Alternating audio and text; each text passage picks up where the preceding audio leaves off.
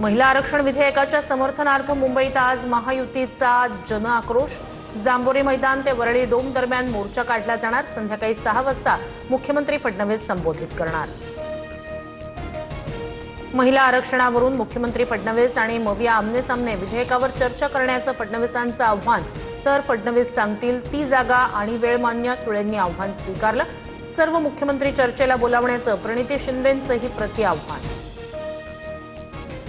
विरोधी पक्षांकडून 70 कोटी महिलांचा विश्वासघात। भाजपनं जनजागृती मोहीम सुरू केली। महाविकास आघाडीचा महिला विरोधी चेहरा उघडा पाडणार। मुख्यमंत्री फडणवीसांचा हल्लाबोल। परतवाडा लैंगिक शोषण प्रकरणातील आरोपींची पोलीस कोठडी आज संपणार। आरोपींना अचलपूर न्यायालयात हजर केलं जाणार। सखोल चौकशीसाठी पोलीस कोठडी वाढवून मागणार। नागपूरमध्ये तरुणींवर धार्मिक सक्ती करणाऱ्या एनजीओच्या आर्थिक स्रोतांची चौकशी होणार। एटीएस आणि आयटी विभागाचं संपूर्ण प्रकरणावर लक्ष। आरोपी रियाज काझीसह माजी कर्मचाऱ्यांचीही चौकशी होणार। डोंबिवली लोकल अपघात प्रकरणी चौकशी समिती नियुक्त। मध्य रेल्वेकडून 4 वरिष्ठ अधिकाऱ्यांची चौकशी समिती स्थापन। अहवाल आल्यानंतर कारवाई होणार। नंदुरबारच्या सातपुड्यात बीए पास बोगस डॉक्टरचं धुमाकूळ।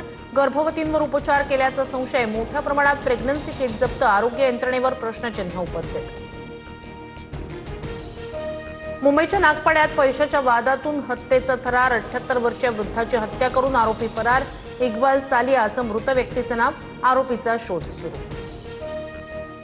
मराठवाड्यात पावसाचा आजपासून पुढील 2 दिवस येलो अलर्ट। वादळी वारा, अवकाळी पावसासह गारपिटीची शक्यता। नांदेड, परभणी, हिंगोली जिल्ह्यात पावसाची हजेरी। हवामान विभागाच्या इशाऱ्यामुळे शेतकऱ्यांचं टेन्शन वाढलं।